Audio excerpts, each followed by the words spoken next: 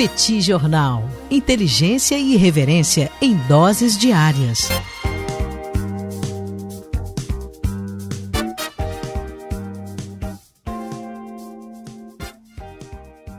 Olá, gente. Bem-vindos, bem-vindas ao Petit Jornal. Esse é o bate-papo número 971. Estamos gravando numa live no YouTube do Petit Jornal. São exatamente 21 horas e 28 minutos da segunda-feira, 17 de novembro de 2025. Cá está a dupla de costume, a dupla que você conhece de cor. Tanguy, o Bagdadi animado, contente, preparado, revigorado, resiliente, retumbante, descansado e tarifado, um pouco menos tarifado. Falamos sobre isso no episódio gravado na manhã dessa segunda-feira, está no feed do podcast. E temos também Daniel Souza, que é esse que vos fala. Ao longo dos próximos minutos, vamos repercutir os principais acontecimentos internacionais das últimas horas.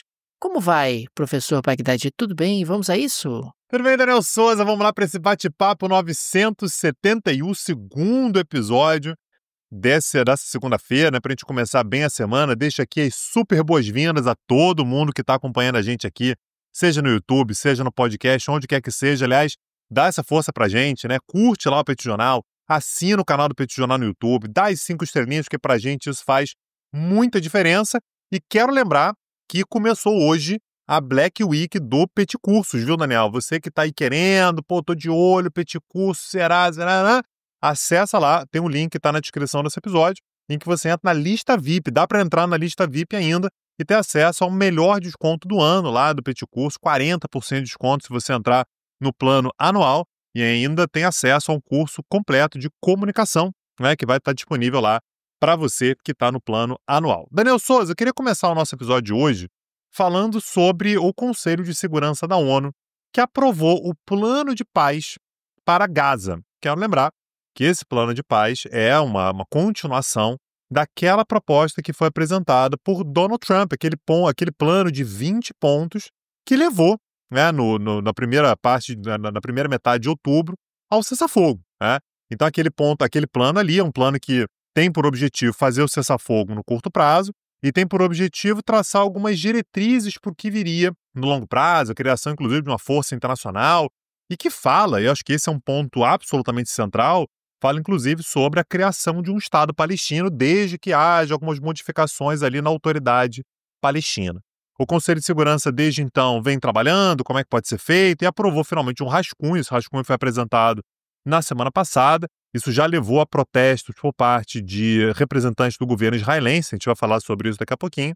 E no dia de hoje, finalmente, o plano foi aprovado pelo Conselho de Segurança, ou seja, o Conselho de Segurança oficialmente começa a trabalhar naquele plano.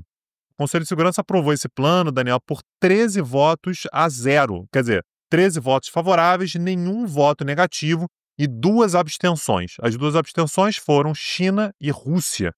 Essas abstenções se deram porque a Rússia apresentou um projeto paralelo, né, um rascunho paralelo, que, enfim, difere em alguns pontos do plano americano. A China, muito tradicionalmente, se abstém mesmo.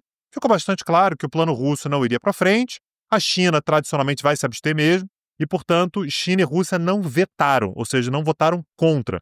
Então, o plano foi aprovado por 13 votos, 0 votos contrários, né? 13 votos favoráveis, 0 votos contrários e 2 abstenções. O que foi aprovado nessa proposta, então, Daniel, fala sobre, em primeiro lugar, a entrada de uma força internacional para tentar monitorar, gerenciar e garantir a estabilidade de Gaza, com mandato até 2027, então 2 anos de mandato, pode ser prorrogado e tal, mas a princípio 2 anos de mandato. Supervisão das fronteiras e desmilitarização total do território. A gente está falando aqui, portanto, sobre a desmilitarização do Hamas. Está lá como um dos pontos que foi aprovado nesse plano. A criação de um Conselho de Paz como autoridade para essa transição. Esse Conselho de Paz seria presidido por Donald Trump. É nesse Conselho de Paz aqui que a gente teria aqueles nomes, Daniel, como, por exemplo, Tony Blair, né, que foi lembrado ali como um dos nomes que poderia fazer parte. Poderia ser um nome de destaque nesse conselho. Retirada gradual das tropas israelenses, condicionada ao avanço do desarmamento, ou seja, na medida em que você tem um desarmamento do Hamas, as forças israelenses elas têm que se retirar, e a possibilidade de criação de um Estado palestino após reformas na autoridade palestina e o início da reconstrução. Em grande medida, Daniel, esses pilares todos, eles vieram não apenas a partir do plano de paz apresentado por Donald Trump, mas também por uma pressão dos países árabes que continuaram forçando a barra e dizer que, olha, a criação do Estado palestino tem que estar na proposta. Não pode ser, depois a gente vê, na volta a gente compra. Não pode. Então, países como Catar, Egito, Arábia Saudita, Emirados Árabes Unidos, Indonésia, Paquistão, Turquia, alguns árabes aqui, naturalmente, alguns de maioria muçulmana, pressionaram muito para que isso aqui ficasse na proposta. Tem que ter a menção à criação de um Estado palestino. Naturalmente, Daniel, em Israel, isso acabou aparecendo como, surgindo como uma crise política. Afinal de contas, o Netanyahu tem Israel tem os Estados Unidos como grande aliado, Netanyahu tem Donald Trump como um grande aliado, como alguém que, de fato, compra as brigas de Israel, mas a proposta de Donald Trump está lá, circulando na ONU, e está se falando sobre a criação de um Estado palestino. Isso colocou o Netanyahu numa posição muito difícil, porque, afinal de contas, ele quer ter boas relações com os Estados Unidos e com Donald Trump, só que a base política dele, a base de apoio dele, é uma base que não aceita nem discutir esse assunto. A gente tem eleições em Israel que vão acontecer em 2026, ou seja, no ano que vem, e existe uma preocupação que é se o governo chega até lá. Então a gente começou a ter algumas declarações, como por exemplo do Itamar Ben-Gvir e do Bezalel Smotrich, que são dois ali da ala super à direita, que dizem que, olha, não pode nem se cogitar falar sobre isso, que começa a dizer que, olha, se avançar, a gente vai sair do governo. A gente leva o nosso partido e o governo cai. Nesse momento, a gente está falando sobre um Knesset, que é o parlamento israelense, que tem 120 cadeiras. Netanyahu está na conta do chá ali, Daniel. Ele tem 61 parlamentares no apoio. Se um desses partidos sair, ele passa a ter a possibilidade ou de governar com minoria ou, eventualmente, de cair. A resposta de Netanyahu, portanto, foi reafirmar a sua posição de que não aceita a criação de um Estado palestino. Disse Netanyahu, abre aspas, nossa oposição a um Estado palestino em qualquer território não mudou. Gaza será desmilitarizada e o Hamas será desarmado pelo bem ou pelo mal. Então ele continua dizendo que não vai haver Estado palestino e ele vai ter que ver como é que ele vai lidar com isso com Donald Trump, que está colocando isso como um dos pontos fundamentais da sua política externa. Vamos ver, Daniel, até onde que isso vai, como é que Donald Trump vai lidar com isso, se isso vai ser esquecido, vai ser empurrado para debaixo do tapete, e como é que fica esse tabuleiro político em Israel no ano que antecede as próximas eleições gerais no país, Daniel. Agora, Tanguy, qualquer plano que tenha um mínimo de chance de sucesso em horizonte de longo prazo, chance de paz, envolve necessariamente a criação de um Estado palestino. Quer dizer, é inadmissível que você pense em qualquer proposta que tenha a chancela da comunidade internacional que não traga esse ponto. E aí o Netanyahu, que lide lá com os fantasmas dele e com os problemas domésticos dele, mas a comunidade internacional tem que se posicionar e me parece que esse posicionamento necessariamente passa pela criação de um Estado palestino.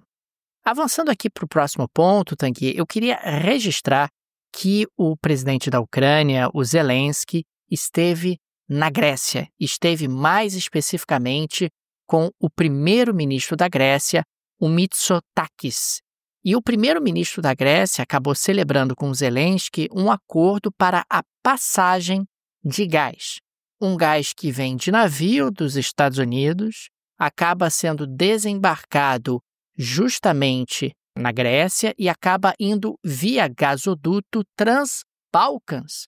Então passa pela Grécia, pela Bulgária, pela Romênia e pela Moldávia. Achei um pouco ousado isso, hein, Tanguy? Esse gasoduto passando por uma zona tranquila, que são os Balcãs, passando pela Moldávia. Moldávia, rapaz, que tem ali tropas russas, um país que foi uma república soviética no passado e país que o Putin, inclusive, tem bastante interesse. A medida está alinhada ao plano da Comissão Europeia de banir o gás russo até 2027. A destruição da infraestrutura energética ucraniana pela Rússia aumenta o risco de crises de abastecimento no inverno ucraniano. Zelensky afirmou que as importações começarão em janeiro e disse ter reservado quase 2 bilhões de euros para garantir o suprimento até março.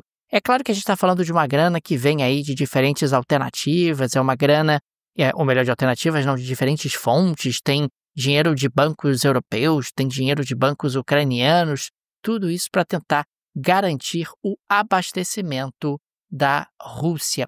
A ONU, inclusive, alertou que o inverno traz novos riscos para a Ucrânia, para o abastecimento energético ucraniano, devido aos ataques às redes de energia. Paralelamente, o Zelensky e o Macron assinaram carta de intenção para a compra de até 100 caças Rafale, além de sistemas de defesa aérea, radares e drones. Eu registro aqui que a Ucrânia já havia assinado uma carta semelhante com a Suécia para a possível compra de 100 a 150 caças Gripen, que são caças, inclusive, que estão chegando ao Brasil para a Força Aérea Brasileira. Eu estou um pouco confuso, eu não sei se o Zelensky quer comprar caça da França, ou da Suécia, ou dos dois, ou está apenas tentando sinalizar ali que potencialmente pode se tornar um cliente de um produto absolutamente estratégico para a indústria desses dois países. De qualquer maneira, é a Grécia também se projetando ali como uma alternativa, como uma passagem de gás, de energia, mas esse gasoduto pela Grécia, passando pelos Balcãs, Moldávia dentro, para chegar na Ucrânia, sei lá, hein, Tanguy? Tomara que dê certo. É uma alternativa aí, o Zelensky considerou que é a melhor alternativa, mas Grécia, Bulgária, Romênia, Moldávia, até chegar na Ucrânia, é sempre uma região, no mínimo, pantanosa, digamos assim, em particular por passar pela Moldávia. Agora, o que todos esses países aí têm em comum, Daniel Souza, é que em todos eles tem NordVPN, tá? Qualquer um deles, eu conferi aqui, qualquer um deles tem NordVPN. NordVPN, Daniel, te permite acessar a internet a partir de mais de 8.300 servidores em 127 países. E hoje, Daniel, que a gente está gravando esse episódio aqui, é dia 17 de novembro, o que significa que a gente está no mês da Black Week, né, da Black Friday, e o super, hiper, mega, ultra desconto da NordVPN é só esse mês agora, viu, Daniel? Acessa aí logo, porque tem desconto mínimo de 72%. 72%? É isso mesmo? 72%. Desconto pode chegar a 73%, 74%.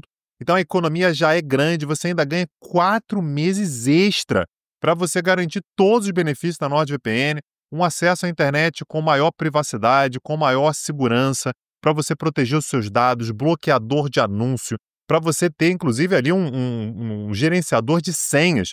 Aquele desespero, né, Daniel? Qualquer site pede uma senha, você começa a suar frio, meu Deus, sei lá que senha que eu coloquei, porque eu criei essa senha tem 12 meses, eu não sei mais qual que é. A NordVPN garante isso para você também, você ter acesso ainda a uma nuvem super segura, tudo isso com a NordVPN, com preço extremamente favorável. A gente está falando de 72% de desconto. Tudo isso fazendo o quê, Daniel Souza? Link na descrição desse episódio. 72% de desconto mínimo, Tanguy, é imperdível, ainda mais para o super trabalho que a NordVPN realiza. Tanguy e eu somos usuários da NordVPN. Gente, clica no link do descritivo, aproveita. Ter um VPN de qualidade é fundamental para que você tenha alternativas de navegação e também possa ter a proteção dos seus dados. Link no descritivo, clica, você vai gostar, vai valer super a pena o super desconto que a NordVPN está oferecendo para os amigos e amigas do Petit Jornal. Daniel Souza, como próxima pauta eu queria falar um pouquinho sobre o Equador, né, país aqui da América Latina, da América do Sul, e que teve o seu presidente, o seu xará, Daniel Noboa, que resolveu fazer uma consulta popular para alguns pontos que ele considerava fundamentais. E havia a perspectiva de que ele ia conseguir aprovar boa parte, na verdade ele ia conseguir aprovar todos, né? Todos os pontos ali que foram consultados, eram 4 pontos, seriam aprovados. Eu vou falar quais são, mas havia a pesquisa, né? A última pesquisa que foi feita no dia 6 de novembro, mostrou que havia uma aprovação geral de cerca de 60% a favor dessas propostas. E cerca de 35 ali contrários, né? Claro que você tem uma galera ali que não se manifesta. Acabou que, Daniel, foi feito no dia de ontem, né, essa consulta popular, e o resultado foi exatamente o contrário do que esperava Daniel Noboa e do que as pesquisas indicavam. Basicamente, Daniel, a gente teve uma rejeição, por exemplo, a um dos pontos mais importantes dessa consulta, que foi a possibilidade de retorno de bases militares estrangeiras ao país. Eu cheguei a dizer aqui, né, cheguei a falar que essa é uma proposta do Daniel Noboa de instalação de bases, ali inclusive nas Ilhas Galápagos. Isso está proibido desde a Constituição de 2008. Esse foi um dos grandes pontos dele. Vamos combater o narcotráfico, combater o crime organizado, ajudar os Estados Unidos.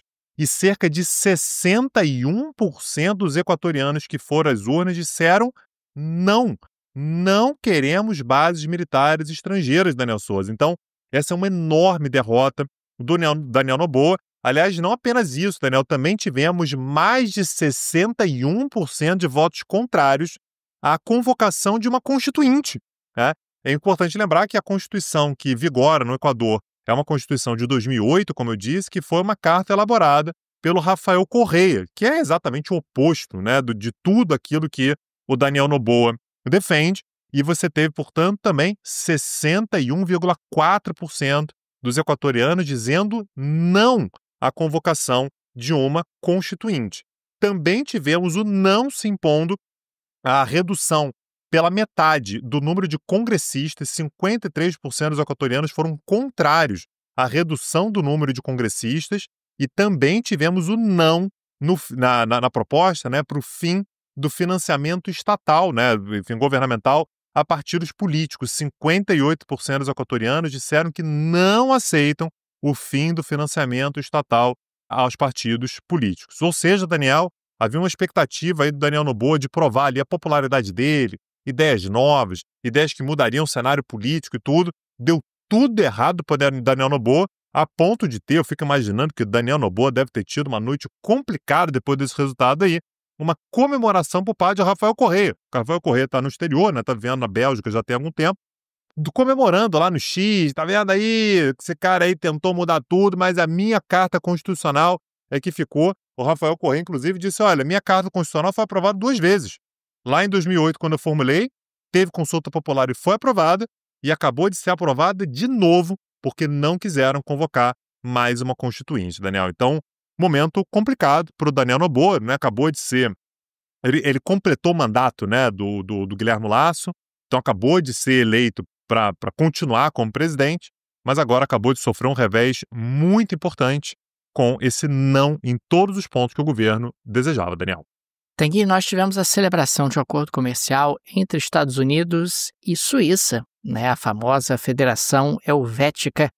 Na prática, houve uma redução da tarifa recíproca por parte dos americanos, uma redução de 39% para 15%. O acordo foi firmado via memorando de entendimento não vinculativo, e o acordo acaba marcando uma reaproximação entre os dois países após o tarifaço imposto por Donald Trump, que afetou fortemente a economia suíça.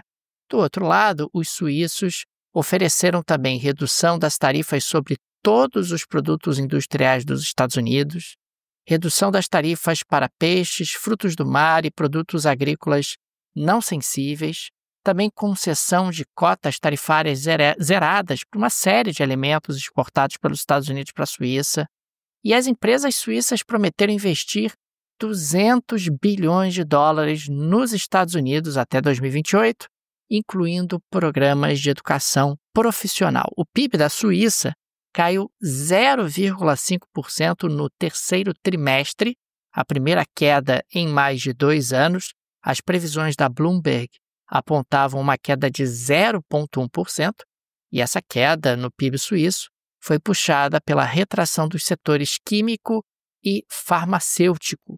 O tarifaço americano foi apontado como causa central para esse encolhimento do PIB suíço. O governo suíço está acreditando, né, que o acordo vai ajudar a estabilizar as relações comerciais e vai ajudar a recuperar a economia suíça. O Banco Central da Suíça destacou que é um alívio para setores como o relojoeiro, alimentício e químico, além do setor farmacêutico, que também vai ser bastante beneficiado. E o ministro da Economia da Suíça disse o seguinte, abre aspas, foi o melhor acordo possível, fecha aspas. Ou seja, ele tem consciência que não foi exatamente um acordo espetacular. De qualquer maneira, a Suíça agora passa a ter tarifas de importação semelhantes às da União Europeia, e um acordo também muito semelhante, né? Olha, você tem que abrir o seu mercado para os produtos americanos e tem que fazer investimentos nos Estados Unidos. Nesse caso, investimentos na casa de 200 bilhões de dólares até o ano de 2028. Daniel, como próxima pauta, eu queria falar sobre Bangladesh. Eu lembro que no ano passado, aliás, no episódio 700, né, foi até dar uma olhada aqui, episódio que a gente ia falar sobre isso, a gente falou sobre o caso da ex-primeira-ministra, né, a Sheikh Hasina. E ela foi primeira-ministra durante muito tempo de Bangladesh, ela governou o país de 1996 a 2001, depois voltou ao poder e permaneceu de 2009 a 2024, né, somando esses dois períodos, portanto, ela permaneceu aí quase 20 anos no poder. E ela, além de ter tido poder nas suas mãos durante muito tempo, ela é de uma família muito tradicional do país. Ela é filha do Sheikh Mujibur Rahman, que é o pai fundador e primeiro presidente de Bangladesh, né? Então ela de fato ela é muito poderosa, foi muito poderosa, e ela também é filha de uma das pessoas mais reconhecidas na política do país. Pois bem, Daniel, em 2024 ela enfrentou grandes manifestações estudantis que levaram, inclusive, que ela fugisse do país. Então ela foi para a Índia, ainda como primeiro-ministro, porque fugiu do país, porque não tinha mais condição dela permanecer. E desde então, Daniel, ela começou a ser julgada pela maneira pela qual ela lidou com essas manifestações estudantis. Segundo a ONU, o reconhecimento da ONU, cerca de 1.400 pessoas morreram nas manifestações estudantis do ano passado. E há indícios de que, esse foi o julgamento dessa semana agora, de que uma boa parte desses mortos teriam sido causados diretamente por ordens da ex-primeira-ministra Sheikh Hasina. O resultado disso, Daniel, é que ela foi julgada, sem estar presente, naturalmente, ela está no exílio na Índia, e ela foi condenada à pena de morte e, alternativamente, também à prisão perpétua. Tá? Não é todo dia que a gente vê algo assim, tá, Daniel? Ela tem 78 anos, e recebeu, portanto, prisão perpétua por crimes contra a humanidade e, além disso, pena de morte. Ela, naturalmente, disse que esse foi um julgamento manipulado, sem legitimidade democrática, mas de que maneira isso coloca, né, eleva muito o tom em Bangladesh. Aliás, Bangladesh fez um pedido para que a Índia entregue a ex-primeira-ministra. Não me parece que vai acontecer, naturalmente, mas de que maneira a gente tem um recado muito importante, aliás, num país, Daniel, que isso certamente contribuiu também para esse julgamento, é um país que vive um período de instabilidade muito grande, né? Ao longo dos últimos dias, por exemplo, a gente teve 30 explosões de bombas caseiras, 26 veículos incendiados. A gente teve ações de forças paramilitares em Dhaka, né, a capital, e em várias outras cidades. A gente tem forças policiais que estão tentando manter a estabilidade no país, usando também da violência, né? Então, me parece que o próprio governo, Daniel, está tentando jogar toda a responsabilidade sobre a ex-primeira-ministra, que estou longe aqui de achar que seja inocente e tudo, mas está querendo jogar toda a responsabilidade nela, trazer, portanto, um fato novo. Olha aí, conseguimos, ela vai ser condenada à morte e tal, mas também para que não se olhe muito para a situação muito complicada, muito difícil de Bangladesh nesse momento de profunda instabilidade. De qualquer maneira, Daniel, chama atenção, né? Não é todo dia que a gente vê um ex-primeiro-ministro, ainda mais um ex-primeiro-ministro com o poder que ela teve, né, ao longo de tanto tempo, sendo condenado tanto à prisão perpétua quanto também à pena de morte, Daniel. Aliás, Tanguy, ainda falando sobre Índia, o país registrou um déficit comercial em outubro de 41,68 bilhões de dólares, bem acima da projeção, que era um déficit de 30 bilhões de dólares. As exportações caíram 12% em base anualizada e as importações subiram 16%, puxadas pelo aumento das compras de ouro. Os indianos têm aumentado as suas reservas em ouro, assim como os chineses, dentro de um contexto onde a geopolítica tem apresentado cada vez mais elementos de incerteza. As tarifas de 50% impostas por Washington, impostas pelos Estados Unidos, são aí também um fator, né, que tem impactado fortemente a balança comercial indiana. Os dois países, a Índia e os Estados Unidos, discutem um acordo para reduzir as tarifas e tentar aliviar as tensões. A Índia está sinalizando aos Estados Unidos a possibilidade de comprar energia, mais ou menos como a Ucrânia, né? Você traz aí os seus navios com gás liquefeito e eu compro, é uma forma inclusive de eu diminuir talvez um pouco as minhas compras da Rússia. É uma maneira que os indianos e os americanos eventualmente podem buscar aí algum grau de aproximação. Pneu Souza, você como cidadão português, eu queria saber se você poderia revelar o seu voto na geleia da Chaqueira de hoje. Eu sei que você está interessado num candidato que apresentou boas ideias, acima de tudo factíveis, que podem funcionar, e eu sei que te interessaram tanto que você gostaria de trazer essa declaração de voto na geleia da Chaqueira de hoje. Me conta. É exatamente isso, Tanguy. Trago a minha declaração de voto para um pré-candidato que foi entrevistado pela SIC Notícias na última sexta-feira, o senhor Manuel João Vieira. Ele, Tanguy, é músico e líder da banda Enapá 2000. Ele, inclusive, afirma ter recolhido quase 10 mil assinaturas para chancelar a sua candidatura presidencial. Lembrando que teremos eleições presidenciais em Portugal no início de 2026. A sua campanha, Tanguy, envolve aqui algumas promessas. Tome nota.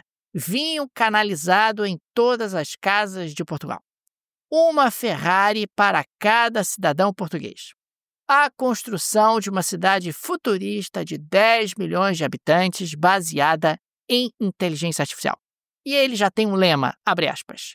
Só desisto se for eleito, fecha aspas.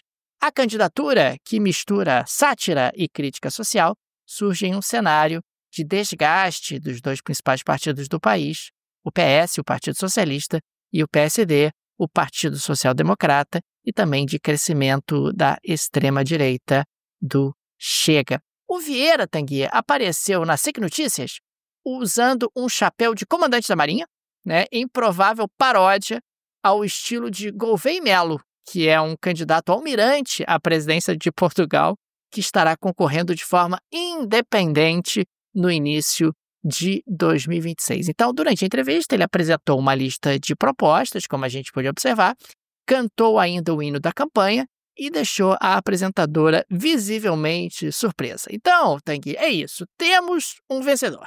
Temos aqui um candidato, o Petit Jornal apoia a candidatura do senhor Manuel João Vieira às presidenciais portuguesas em 2026.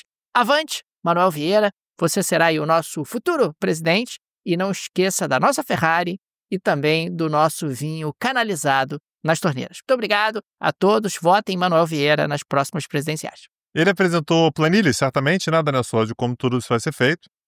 Tudo será esclarecido no devido momento. Não façam perguntas inconvenientes, por favor. Gente, queria deixar aqui um super agradecimento a todo mundo que está junto com a gente. Mais episódio, o segundo episódio dessa segunda-feira. Lembrar do convite, Amanhã nós teremos aula gratuita lá no YouTube do Petit Jornal. A gente vai falar sobre os prognósticos para o ano de 2026. A forma, inclusive, que você tem de conhecer o nosso projeto paralelo, o outro projeto meu e do Daniel, que é o Petit Cursos. Aliás, aproveita, porque a gente está na Super Black Week agora. A gente tem exatamente o maior desconto do ano. Para isso, você acessa o link que está na descrição desse episódio. Entra lá na lista VIP, que você vai garantir o melhor desconto que você poderia ter. Quer conhecer o projeto? Assiste a aula gratuita ou acessa lá o site petcursos.com.br para você dar uma olhada no catálogo de aulas. Eu tenho certeza que muitas das aulas que estão lá vão te interessar. Você tem acesso tanto às aulas ao vivo quanto a todas as aulas que foram gravadas. Vem com a gente que você não vai se arrepender. Fica aqui também o nosso agradecimento aos apoiadores e apoiadoras do Petit Jornal, vocês que ajudam a manter o nosso projeto de pé. O Petit é uma mídia pequena, o nosso trabalho é artesanal, não temos o apoio, o suporte de nenhum conglomerado de mídia, de nenhuma produtora, e por isso a ajuda de nossos apoiadores é tão importante. E por isso registramos aqui o nosso agradecimento a cada um deles. Fica também o convite. Se você gosta do nosso projeto, se ele faz diferença na sua rotina, considere nos apoiar. No descritivo desse episódio tem várias alternativas. Tem a chave Pix para apoiar o Petit Jornal. A chave que está no descritivo do episódio é petitjornal.pj@gmail.com. Tem também o link para o Apoia-se e o link para o Patreon. Tenho certeza que uma dessas alternativas será confortável para você. É isso, gente. Amanhã estamos de volta. Um abraço. Até a próxima. Valeu. Tchau, tchau. Petit Jornal. Inteligência e irreverência em doses diárias. Acesse www.petitjornal.com.br.